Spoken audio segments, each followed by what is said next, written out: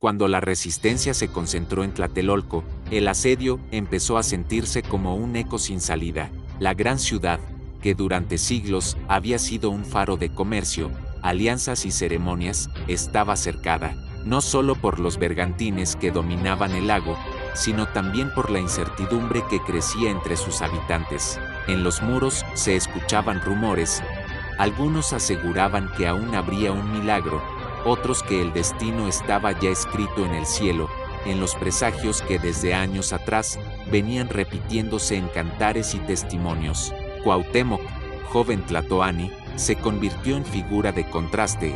Negociaba cuando era posible, pero también tendía emboscadas con la misma serenidad que mostraba al hablar con los suyos. No había tiempo para dudas. Cada decisión significaba prolongar la resistencia un día más o arriesgar que la ciudad se quebrara de manera definitiva. El hambre se instaló como un visitante constante. No golpeaba de golpe, sino que iba carcomiendo la voluntad, volviendo cada jornada más pesada que la anterior. El cerco era implacable. Las rutas de abastecimiento, que antes nutrían con maíz, pescado y frutos los mercados, fueron clausuradas poco a poco. El lago, que durante generaciones había sido fuente de vida y defensa natural, se transformó en una trampa. Sus aguas ya no eran caminos, sino fronteras vigiladas. La ciudad, fracturada, empezó a sentir sed, además de piedra. Las crónicas posteriores narraron la jornada del 13 de agosto de 1521 como un desenlace. Sin embargo, dentro de los canales y en los barrios, ese día no fue vivido como una conclusión inmediata, sino como una sucesión de confusiones. El momento en que Cuauhtémoc fue capturado en una canoa quedó registrado como símbolo, pero en la memoria de muchos fue apenas el comienzo de una nueva incertidumbre. La pregunta que flotaba no era solo quién dominaba la ciudad, sino que quedaría en pie del mundo conocido. Sobre aquellos cimientos pronto se levantaría otra capital, con otra lengua y otra cruz, pero la transición no fue instantánea. Las piedras aún guardaban nombres, los barrios resistían con sus oficios, y los cantares seguían relatando genealogías que se negaban a desaparecer. La derrota se convirtió, para los vencidos, en duelo, pero también en causa y memoria. Para los aliados de los recién llegados, la victoria tuvo un sabor mixto. Habían resuelto cuentas antiguas, pero al mismo tiempo abrieron deudas que los perseguirían por generaciones. A escala del mundo, lo ocurrido en el Anáhuac fue un giro de marea. Europa descubrió que era más grande de lo que pensaba. Los mapas aprendieron a dibujar océanos con puentes. Las rutas de comercio comenzaron a contar con plata que recorrería medio planeta y cambiaría la vida de regiones que nunca habían escuchado hablar de Tenochtitlán. La conquista fue una fundación a golpes, pero también una traducción forzada de mundos que aprendieron a coexistir entre tensiones y silencios. Y, sin embargo, la historia no terminó allí. En los años siguientes, frailes y escribanos recogieron voces locales, y los cantares narraron no solo derrotas, sino continuidades, la persistencia de los barrios, el ingenio en los oficios, la tenacidad del lago que tardaría siglos en desaparecer de las decisiones. Mientras los cabildos nuevos imponían reglas, los habitantes seguían adaptando tradiciones, recordando genealogías y recreando ritos bajo formas cambiantes. Las crónicas indígenas describieron presagios, luces en el cielo, llamas que se alzaban en los templos, cometas que atravesaban la noche.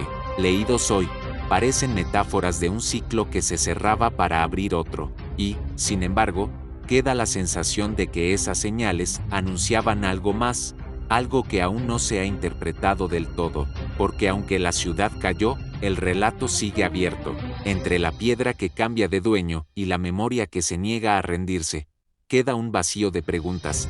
¿Qué se perdió realmente aquel día? ¿Y qué semillas quedaron escondidas, esperando otro tiempo para brotar?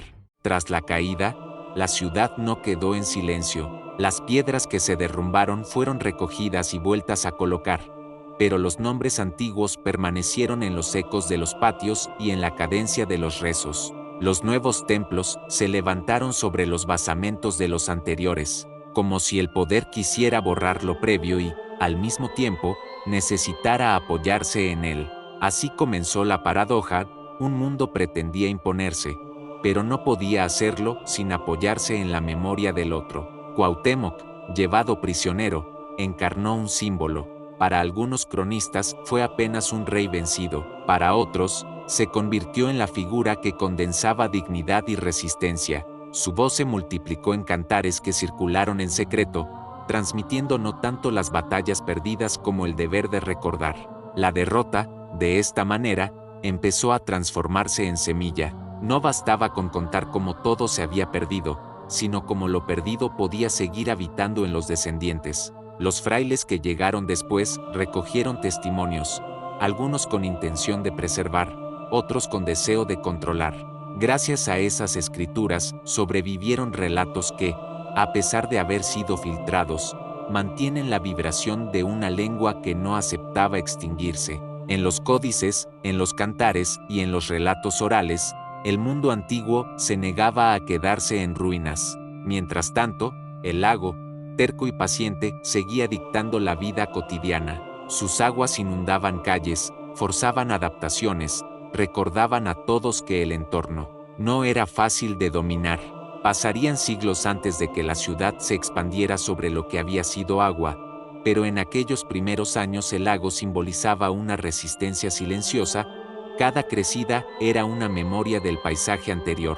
A escala mayor, la conquista abrió rutas que conectaron regiones nunca antes unidas. La plata de los cerros americanos viajó a Asia. Los caballos transformaron la vida en las llanuras. Las enfermedades cruzaron mares y alteraron poblaciones enteras. La caída de Tenochtitlán no fue solo un hecho local, marcó un cambio global, un inicio de interdependencias que aún hoy configura nuestra realidad. Pero entre esos grandes movimientos, los habitantes de la ciudad vivían lo inmediato: aprender a negociar con nuevos gobernantes, encontrar espacio para sus oficios, mantener vivos sus dioses bajo formas disfrazadas. Las actas de cabildo mostraban nombres distintos al frente, pero en los oficios persistían manos conocidas. Canteros, agricultores, tejedores, todos seguían ofreciendo su trabajo, adaptándolo a nuevas demandas, pero transmitiendo técnicas que venían de generaciones pasadas. En esa continuidad silenciosa se escondía la verdadera resistencia. La ciudad no solo sobrevivía en las piedras visibles, sino en los gestos cotidianos de quienes se negaban a olvidar.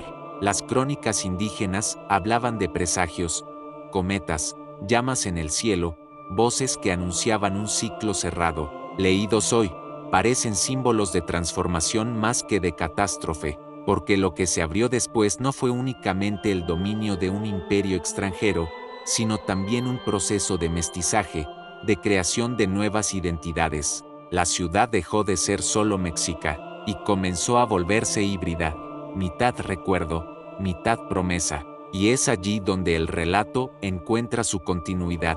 Lo que empezó como caída se convirtió en reinvención. Lo que parecía final fue apenas un pliegue en la historia. Tenochtitlán no desapareció, se volvió Ciudad de México, un lugar donde las ruinas conviven con rascacielos, donde el lago ausente sigue dictando hundimientos y avenidas, donde cada nombre de calle recuerda un pasado enterrado a medias. En esa ciudad moderna aún laten preguntas antiguas: ¿qué significa habitar un lugar construido sobre otro? ¿Cómo se convive con la memoria de una derrota que fue también un renacimiento? Cada generación ha intentado responder a su modo, pero todas coinciden en un hecho: el 13 de agosto de 1521 no fue el final, sino el comienzo de un relato más largo, lleno de contradicciones, dolores y esperanzas. Así, la segunda parte de esta historia no cierra, sino que abre. La ciudad sigue siendo un espejo donde se encuentran la caída y la continuidad, la pérdida y la creación. Quizá ese sea su verdadero legado: recordarnos que ningún final es absoluto, que toda ruina puede transformarse en cimiento y que, entre las piedras que cambian de dueño, la vida siempre encuentra manera de seguir hablando. Si esta historia te conmovió, suscríbete y comparte. Continuaremos explorando pasados que aún dialogan con nuestro presente.